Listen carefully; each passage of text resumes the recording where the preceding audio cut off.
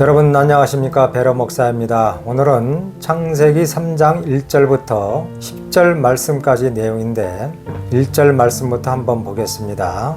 3장은 각자가 읽으시기 바라겠습니다. 읽어드리겠습니다. 여호와 하나님이 지으신 들짐승 중에 뱀이 가장 강교하더라. 뱀이 여자에게 물어 가로되 하나님이 참으로 너희더러 동산 모든 나무의 실과를 먹지 말라 하시더냐. 아멘. 여기서 뱀은 자연에서 사는 뱀을 말하는 것이 아니라 사람의 강교한 정신을 두고 한 말입니다. 그리고 하와는 우리의 육체를 말하는 것이며 아담은 우리의 속사람을 가리키는 말입니다. 그러므로 우리의 육체와 정신과 마음이 셋이 하나가 되어서 선악과를 먹는 것입니다. 우리 육체와 정신은 하나이기 때문에 정신이 요구대로 우리 육체는 움직여주는 것입니다. 우리 육체 중에서 항상 어디서 다툼이 일어나냐면요, 양심이라는 거하고 정신하고 항상 다툼이 일어납니다. 왜냐면요, 정신하고 몸은 하나이기 때문입니다. 이 둘은 연합이지만 양심은 연합이 아닙니다. 양심은 하나님에게로 왔기 때문입니다. 이것은 육체와 정신하고는 별개로 독립적인 것입니다. 즉, 이 양심은 생기이기 때문입니다. 전에 생기에 대해서 말씀드린 바가 있습니다. 이성과 지성과 양심이 생기입니다. 그러므로 사람은 양심하고 정신이 항상 갈등을 하는 것입니다. 그럼 왜 사람이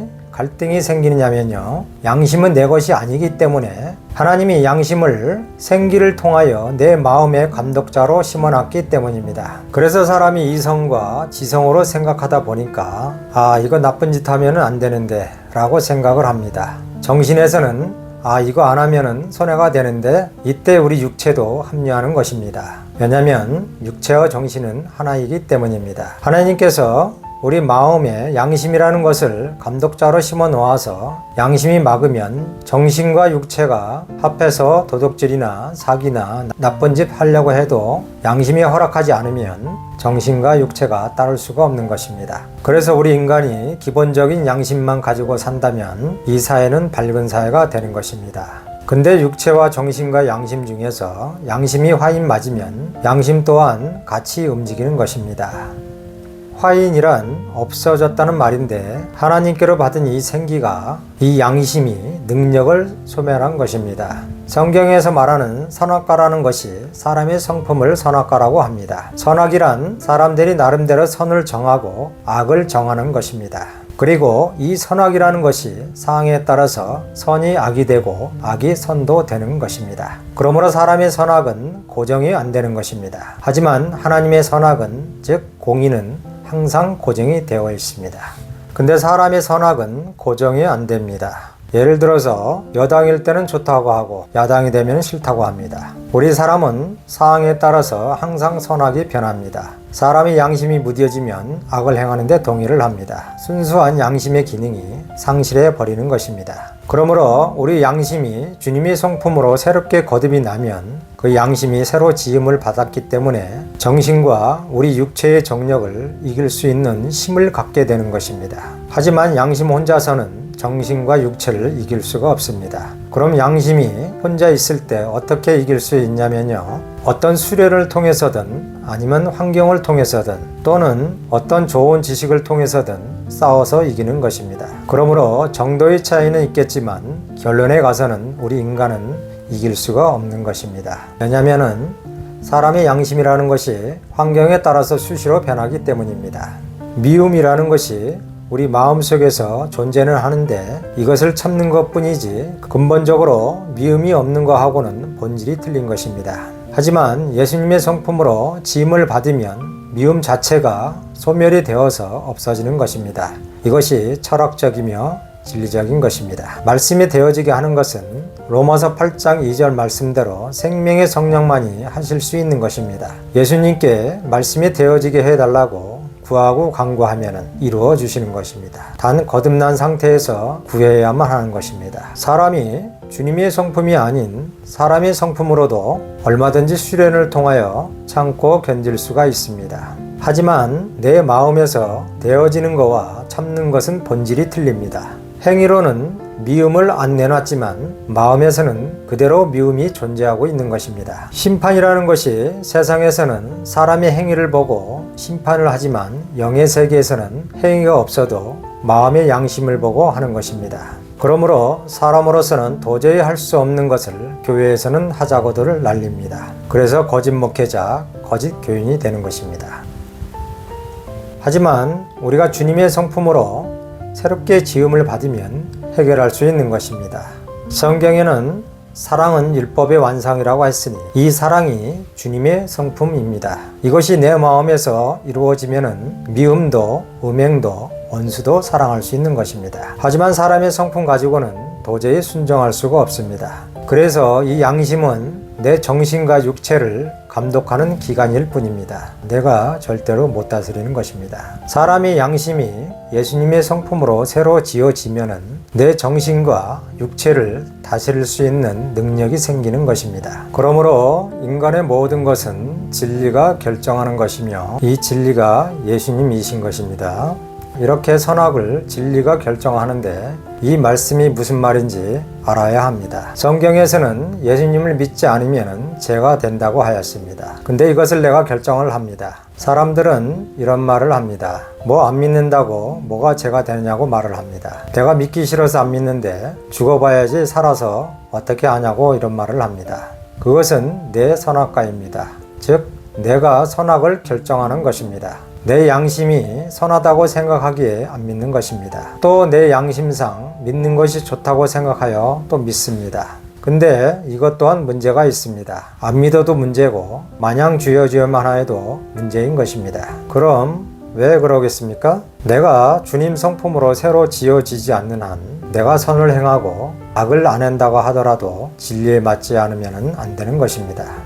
그럼 진리가 뭘까요? 쉽게 말씀드리자면 하나님의 말씀에 안 맞으면 죄가 된다는 것이고 맞으면 죄가 안 된다는 것입니다. 근데 이 성경 문자는 인간으로 태어나 가지고는 하나님의 말씀을 지킬 수도 없고 순종할 수도 없게 창조가 되었습니다. 하지만 이럴 수는 있습니다. 수양을 통해서든 아니면 도덕적으로 많이 절제를 해서 행위로는 안 나타날 수가 있습니다. 성경은 그걸 가리켜서 외식을 한다고 말을 합니다. 예수님이 마태복음 23장 25절에 보면은 겉은 깨끗하나 속은 탐욕이 가득하다고 하였습니다.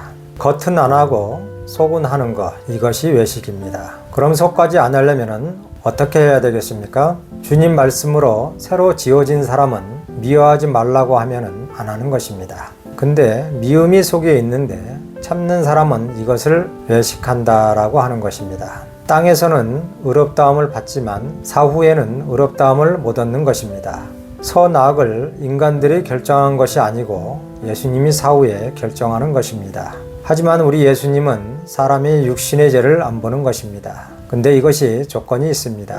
마태복음 6장 15절에 보면은 거듭나서 너희가 사람의 죄를 용서하지 않으면은 너희 아버지께서도 너희 과실을 용서하지 않는다라고 하였습니다. 말하자면 사람의 죄를 용서했을 경우 내 죄를 용서받는다는 것입니다. 이것이 내가 하는 것이 아니고 생명의 성령이 오셔서 나로 하여금 할 수 있도록 한다는 것입니다. 우리가 이 땅에서 온전해질 수는 없지만 우리 육신이 소멸이 되고 주님의 성품으로 우리가 나타날 때 그때는 온전하게 되는 것입니다. 지금은 어떤 것이 의인지 선인지 알 수가 없습니다. 그러나 하나님은 남의 죄만 용서했으면 내 죄를 사하고 그 지은 죄들을 간과 즉 넘어간다는 것입니다. 그리고 그 죄를 육신에게 죄를 정하는 것입니다. 그러므로 육신의 혈과 육은 타도라 해도 선지자라도 영생을 얻을 수 없는 것입니다. 고린도전서 15장 50절에 보면은 혈과 육은 하나님의 나라를 유업으로 받을 수가 없다고 하였습니다. 다시 7절 말씀을 한번 보겠습니다. 이에 그들의 눈이 밝아 자기들의 몸이 벗은 줄 알고 무화과 나무 잎을 엮어 치마를 하였더라. 이 말은 내가 죄를 지으면 죄에 대하여 내 속에서 양심의 가책을 받는다는 것입니다. 그리고 죄를 모르는 사람은 아예 선악 자체를 모르는 것입니다. 죄란 지으면 지을수록 더욱더 밝아지는 것입니다. 전과자들이 감옥에 있으면 지능이 죄에 대하여 엄청 발달한다고 합니다. 무엇이든 배우면 배울수록 하면 할수록 알면 할수록 발전하는 것이 사람입니다. 의술도 과학도 연구를 하면은 할수록 발전하는 것입니다. 죄에 대하여 밝아지는 것입니다. 죄뿐만 아니라 양심에 대해서도 밝아지는 것입니다. 그러므로 죄인 줄 알기 때문에 거기에 걸리지 않으려고 끝까지 최선을 다하여 머리를 쓰는 것입니다. 이것이 오늘날 현실입니다. 이것을 보고 눈이 밝아졌다라고 하는 것입니다. 다시 10절 말씀을 보겠습니다. 가로되 내가 동산에서 하나님의 소리를 듣고 내가 벗었으므로 두려워하여 숨었나이다. 여기 보니까 숨었다란 말이 나옵니다. 우리 인간이 창조자 하나님 앞에서 숨을 곳은 없습니다. 이 말씀은 육에 속한 사람은 두려움이 있습니다. 그러므로 죽을 때 다 두려워하며 죽는 것입니다. 육의 세계에서는 음성 듣는 것이 소리지만 영의 세계에서는 양심의 소리가 하나님의 소리라는 것입니다. 사람이 죽을 때가 되면은 육의 악성이 소멸이 되며 영의 두려움을 느끼는 것입니다. 영의 두려움을 느끼는 것은 영의 음성을 듣는 것입니다. 영의 음성이란 양심은 하나님이 주셨기 때문에 하나님의 음성과 같은 것입니다. 그럼 인간이 어디에 숨겠습니까? 하나님을 두려워하니까 피한다는 뜻에서 숨는다는 것입니다. 피하는 것을 숨는다라고 표현하는 것입니다. 죽을 때 보면은 저 사람이 생명 안에 있는지 밖에 있는지 아는 것입니다. 성경에 대표적으로 스데반이 돌을 맞고 죽을 때 즐거워했습니다. 스데반은 하나님을 피한 것이 아니고 오히려 영접을 하였던 것입니다. 우리 인간이 어떻게 하나님의 음성을 듣고 피할 수가 있겠습니까? 절대로 못합니다. 오늘은 여기까지 하겠습니다. 다음 시간에 또 뵙겠습니다. 여러분 감사합니다.